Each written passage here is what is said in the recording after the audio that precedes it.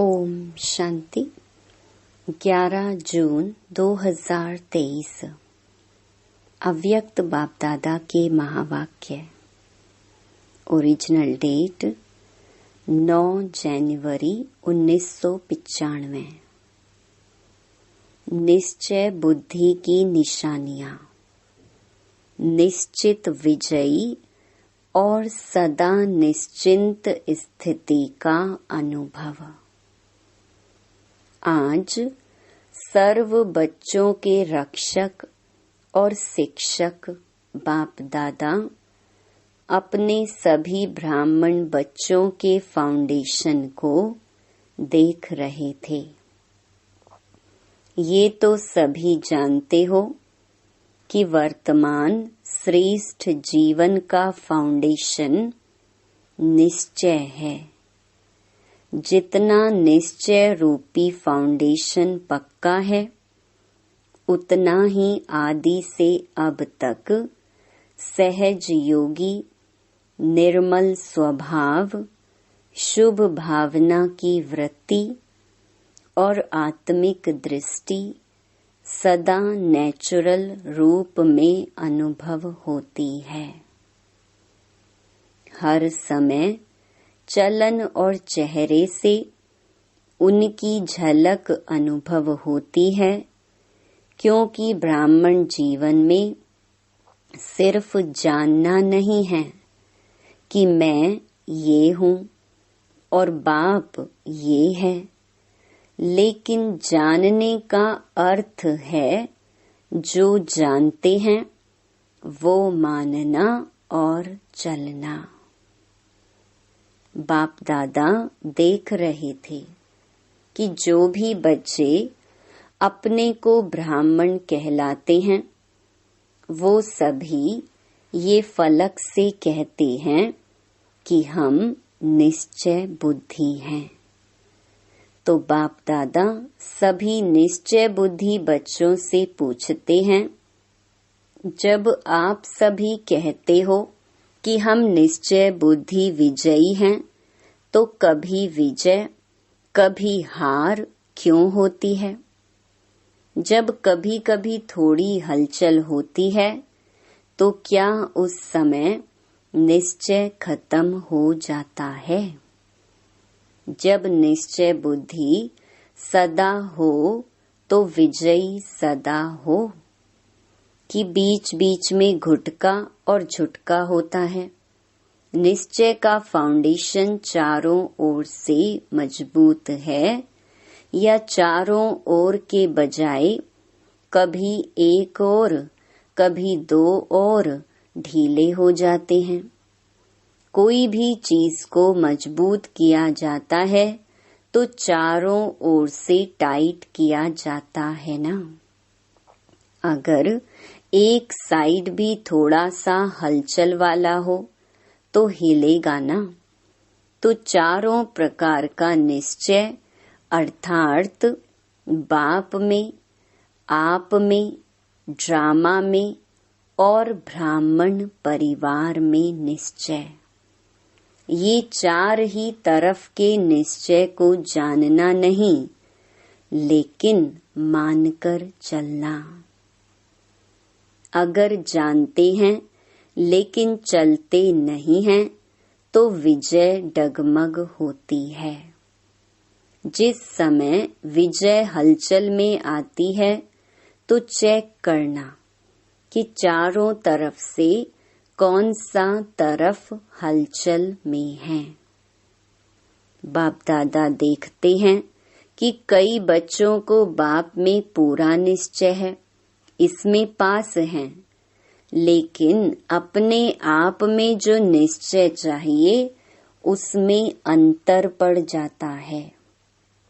जानते भी हैं, कहते भी हैं कि मैं ये हूँ, मैं ये हूँ, लेकिन जो जानते हैं, मानते हैं, वो स्वरूप में, चलन में, कर्म में हो, इसमें ही अंतर पड़ जाता है।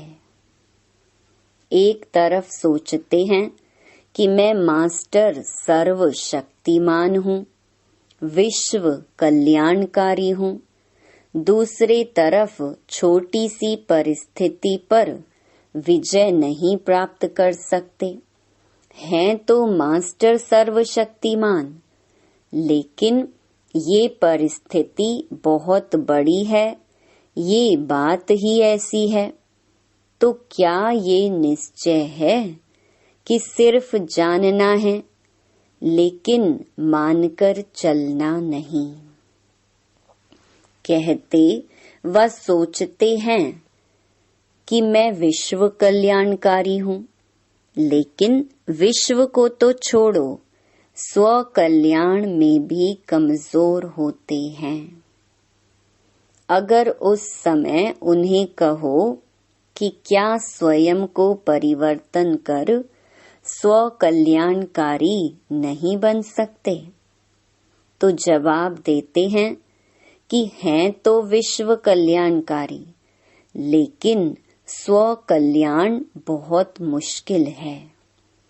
ये बात बदलना मुश्किल है। तो विश्व कल्याणकारी कहेंगे या कमजोर? तो स्व में भी परिस्थिति प्रमाण, समय प्रमाण, संबंध संपर्क प्रमाण निश्चय स्वरूप में आए, ऐसे निश्चय बुद्धि की विजय हुई ही पड़ी है। जैसे सभी को ये पक्का निश्चय है कि मैं श्रेष्ठ आत्मा हूँ, इसके लिए कोई दुनिया के वैज्ञानिक भी आपको हिलाने की कोशिश करें कि आत्मा नहीं शरीर हो, तो मानेंगे नहीं और ही उसको मनाएंगे।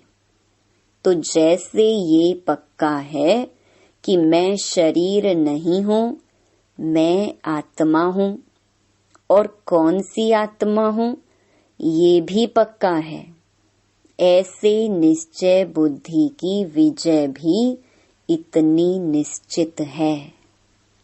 हार असंभव है और विजय निश्चित है। और ये भी निश्चित है कि बातें भी अंत तक आनी हैं, लेकिन उसमें विजयी बनने के लिए एक ही समय पर चारों ही तरफ का निश्चय पक्का चाहिए।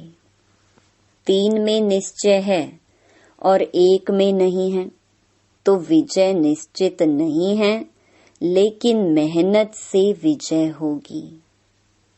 निश्चित विजय वाले को मेहनत नहीं करनी पड़ेगी। कई बार कई कहते हैं, बाप दादा तो बहुत अच्छा, वो तो पक्का है कि बाप है और हम बच्चे हैं, हमारा बाप से ही संबंध है।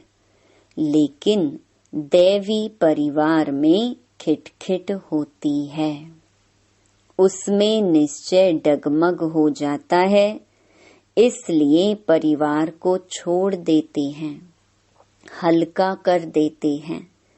तो एक साइड ढीला हो गया ना। बिना परिवार के माला में कैसे आएंगे?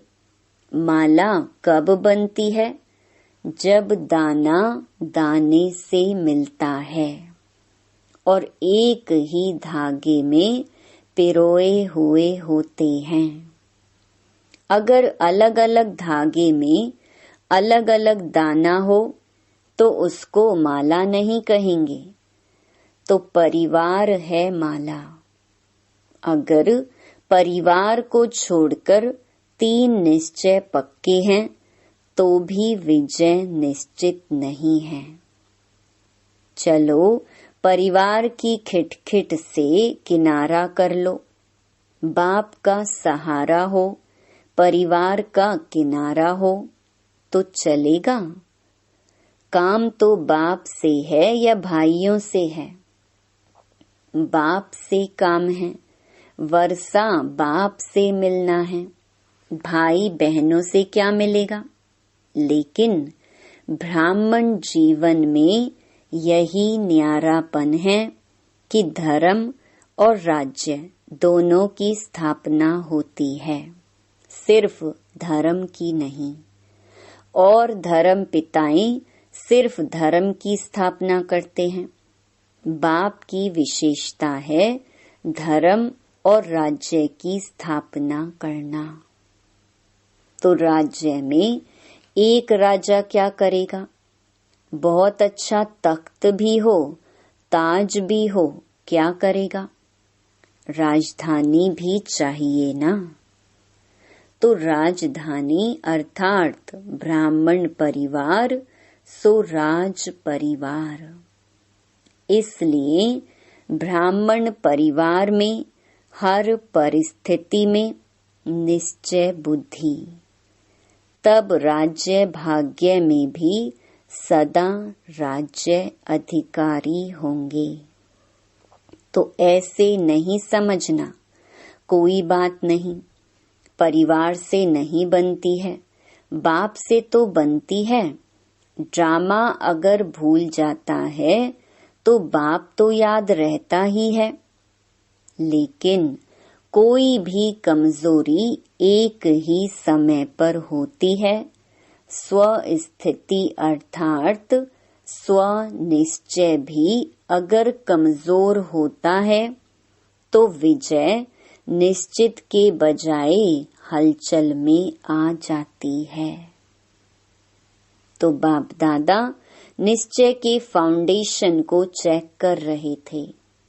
क्या देखा? सदा 4 ही प्रकार का निश्चय एक समय पर साथ नहीं रहता, कभी रहता कभी हिलता। इसलिए सदा विजयी का अनुभव नहीं कर पाते हैं। फिर सोचते हैं होना तो ये चाहिए, लेकिन पता नहीं क्यों नहीं हुआ। किया तो बहुत मेहनत, सोचा तो बहुत अच्छा, लेकिन सोचना और होना इसमें अंतर पड़ जाता है। इसका अर्थ ही है कि निश्चय के चारों तरफ मजबूत नहीं है। और हंसी की बात तो ये है कि ड्रामा भी कह रहे हैं, है तो ड्रामा, है तो ड्रामा, लेकिन अच्छी तरह से हिल भी रहे हैं। कभी संकल्प में हिलते, कभी बोल तक भी हिल जाते, कभी कर्म तक भी आ जाते। उस समय क्या लगता होगा? दृश्य सामने लाओ, ड्रामा ड्रामा भी कह रहे हैं और हिलडुल भी रहे हैं। लेकिन निश्चय बुद्धि की निशानी है निश्चित विजयी।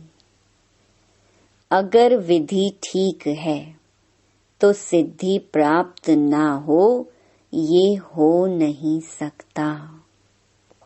तो जब भी कोई भी कार्य में विजय प्राप्त नहीं होती है तो समझ लो कि निश्चय की कमी है। चारों ओर चेक करो, एक ओर नहीं। और बात निश्चय बुद्धि की निशानी जैसे निश्चित विजय है वैसे निश्चिंत होंगे। कोई भी व्यर्थ चिंतन आ ही नहीं सकता। सिवाय शुभ चिंतन के व्यर्थ का नाम निशान नहीं होगा। ऐसे नहीं व्यर्थ आया भगाया। निश्चय बुद्धि के आगे व्यर्थ आ नहीं सकता, क्योंकि क्यों, क्या और कैसे ये व्यर्थ होता है। जब ड्रामा के राज को जानते हैं, आदि मध्य अंत को जानने वाले हैं, तो जो ड्रामा के आदि मध्य अंत को जानने वाले हैं, वो छोटी सी बात के आदि मध्य अंत को नहीं जान सकते। ना जानने के कारण क्यों, क्या, कैसे, ऐसे ये व्यर्थ संकल्प चलते हैं। अगर ड्रामा में अटल निश्चय है, नॉलेजफुल भी हैं, पावरफुल भी हैं, तो व्यर्थ संकल्प हिलाने की हिम्मत भी नहीं रख सकते। परंतु जब हिलते हैं तो सोचते हैं पता नहीं क्या हो गया। तो बाप दादा हंसते हैं कि ड्रामा के आदि मध्य अंत को जान लिया, अपने 84 जन्म को जान लिया और एक बात को नहीं जानते। बड़े होशियार हो, होशियारी दिखाते हो ना समय प्रति समय। कल्प वृक्ष के सभी पत्तों को जानते हो कि नहीं? सभी वृक्ष के फाउंडेशन में बैठे हो या 7-8 बैठे हैं? तो जड़ में बैठे हुए वृक्ष को जानते हो, पत्ते पत्ते को जानते हो, और ये पता नहीं कैसे। तो निश्चय की निशानियां, निश्चिंत स्थिति, इसका अनुभव करो। होगा, नहीं होगा, क्या होगा, कर तो रहे हैं, देखें क्या होता है, इसको निश्चिंत नहीं कहेंगे। और फिर बाप के आगे ही फरियाद करते हैं, आप मददगार हो ना, आप रक्षक हो ना, आप ये हो ना, आप ये हो ना। फरियाद करना अर्थात अधिकार गंवाना। अधिकारी फरियाद नहीं करेंगे, ये कर लो ना, ये हो जाए ना। तो निश्चय बुद्धि अर्थात निश्चिंत। तो ये प्रैक्टिकल निशानियां अपने आप में चेक करो। ऐसे अलबेले नहीं रह जाना, हम तो हैं ही निश्चय बुद्धि। कौन सा निश्चय कमजोर है वो चेक करो और चेंज करो। सिर्फ चेक नहीं करना, बाप दादा ने कहा था ना, चेकर के साथ मेकर भी हो। सिर्फ चेकर नहीं, चेक करने का अर्थ ही है सेकंड में चेंज होना।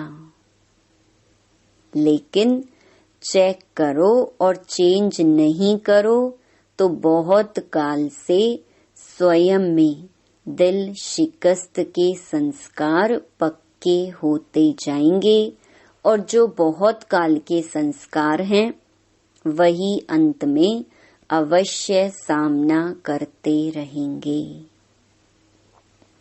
कोई सोचे अंत में तो मैं सिवाय बाप के और कुछ नहीं सोचूंगा, लेकिन हो नहीं सकता, बहुत काल का अभ्यास चाहिए।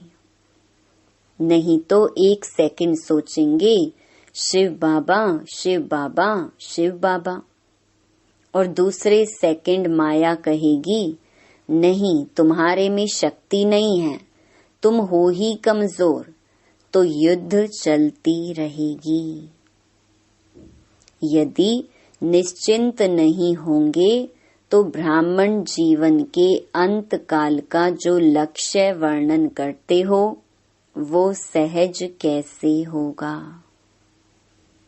और अगर अंत तक ये व्यर्थ संकल्प होंगे तो वही भूतों के, यमदूतों के रूप में आएंगे। और कोई यमदूत नहीं आते हैं, ये व्यर्थ संकल्प अपनी कमजोरियां यही यमदूत के रूप में आते हैं। यमदूत क्या करते हैं? डराते हैं और दूसरों के लिए कहेंगे विमान में जाएंगे, अर्थात उड़ती कला से पार हो जाएंगे। कोई विमान आदि नहीं है, लेकिन उड़ती कला का अनुभव है। इसलिए पहले से ही चेक करके चेंज करो। कब तक करेंगे? बाप दादा को खुश तो कर देते हैं, करेंगे, प्रतिज्ञा भी लिख देते हैं, लेकिन वो कागज तक रहती है या जीवन तक? अच्छा, आज मधुबन निवासियों का भी टर्न है। मधुबन वालों से तो विशेष बाप दादा का स्नेह है, सबसे है, लेकिन फिर भी थोड़ा सा विशेष मधुबन निवासियों से है, क्योंकि निमित्त हैं। फिर भी देखो, आप आते हैं, खातिरी तो ठीक करते हैं ना। मधुबन वाले खातिरी करने में पास है ना। मेहमान निवाजी करना ही महानता है। जिसको मेहमान निवाजी करना आता है वो महान हो ही जाता है। सिर्फ खाने पीने से नहीं, लेकिन दिल के स्नेह की मेहमान निवाजी वो सबसे श्रेष्ठ है। चाहे पिकनिक कितनी भी करा लो, लेकिन दिल का स्नेह नहीं मिला तो कहेंगे कुछ नहीं मिला। तो मधुबन वाले दिल के स्नेह सहित मेहमान निवाजी करते हैं। करते हो ना कि कोई नीचे ऊपर करेंगे तो कहेंगे बाप दादा ने ऐसे ही कहा। ऐसे नहीं करना।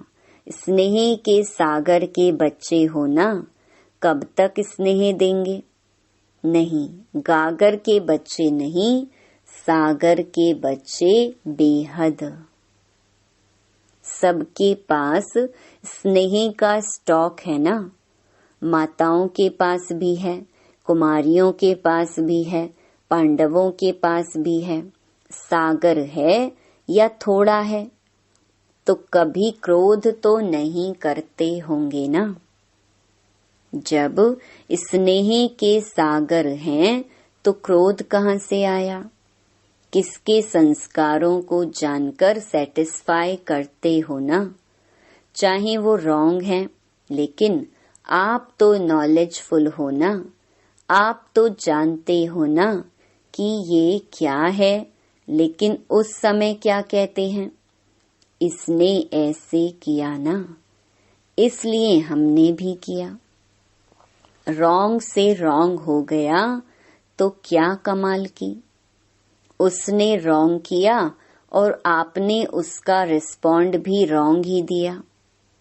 कई कहते हैं ना, क्रोध एक बारी करते हैं तो कुछ नहीं होता, बार बार करता रहता है। तो जानते हो कि जिसका स्वभाव ही क्रोध का है, तो वो क्रोध नहीं करेगा तो क्या करेगा? उसका काम है क्रोध करना और आपका काम है स्नेह देना या क्रोध करना। वो 10 बारी करे तो आप 1 बारी तो जवाब देंगे ना। नहीं देंगे तो वो 20 बारी करेगा। फिर क्या करेंगे? तो इतनी सहन शक्ति है। या उसने 10 किया, आपने आधा किया, कोई हर्जा नहीं। उसने झूठ बोला, आपने क्रोध किया, तो क्या ठीक हुआ? फिर बड़े बहादुरी से कहते हैं, झूठ बोला ना इसलिए क्रोध आ गया। लेकिन झूठ बोलना तो अच्छा नहीं लगा और क्रोध करना अच्छा है। तो स्नेह के सागर के मास्टर, स्नेह के सागर मास्टर, स्नेह के सागर के नयन, चैन, वृत्ति, दृष्टि में जरा भी और कोई भाव नहीं आ सकता। यदि थोड़ा थोड़ा जोश आ गया तो क्या उसको स्नेह का सागर कहेंगे कि लोटा है? चाहे कुछ भी हो जाए, सारी दुनिया क्यों नहीं आप पर क्रोध करे, लेकिन मास्टर स्नेह के सागर दुनिया की परवाह नहीं करेंगे। बेपरवाह बादशाह हो, जो परवाह थी वो पा लिया। अभी इन व्यर्थ बातों से बेपरवाह बादशाह। चेकिंग की परवाह करो, चेंज होने की परवाह करो, लेकिन व्यर्थ में बेपरवाह। कर सकते हो कि बच्चा, पोत्रा, धोत्रा, धोत्री थोड़ा सा क्रोध करेगा, थोड़ा सा नीचे ऊपर करेगा, तो स्नेह के बजाय और भावना भी आ जाएगी। दफ्तर में जाएंगे, बिजनेस में जाएंगे, नौकर ऐसा मिल जाएगा, वायुमंडल ऐसा मिल जाएगा, लेकिन व्यर्थ से बेपरवाह बादशाह। समर्थ में बेपरवाही नहीं होना। कई उल्टा भी उठा लेते हैं। जहाँ मर्यादा होगी वहाँ कहेंगे बाप दादा ने कहा ना कि बेपरवाह बादशाह बन जाओ, लेकिन मर्यादाओं में बेपरवाह नहीं। आपका टाइटल है मर्यादा पुरुषोत्तम। ये मर्यादाएं ही ब्राह्मण जीवन के कदम हैं। अगर कदम पर कदम नहीं रखा तो मंजिल कैसे मिलेगी? ब्रह्मा बाप के कदम पर कदम रखो, तो ये मर्यादाएं ही कदम हैं। अगर इस कदम में थोड़ा भी नीचे ऊपर होते हो तो मंजिल से दूर हो जाते हो और फिर मेहनत करनी पड़ती है। और बाप दादा को बच्चों की मेहनत अच्छी नहीं लगती।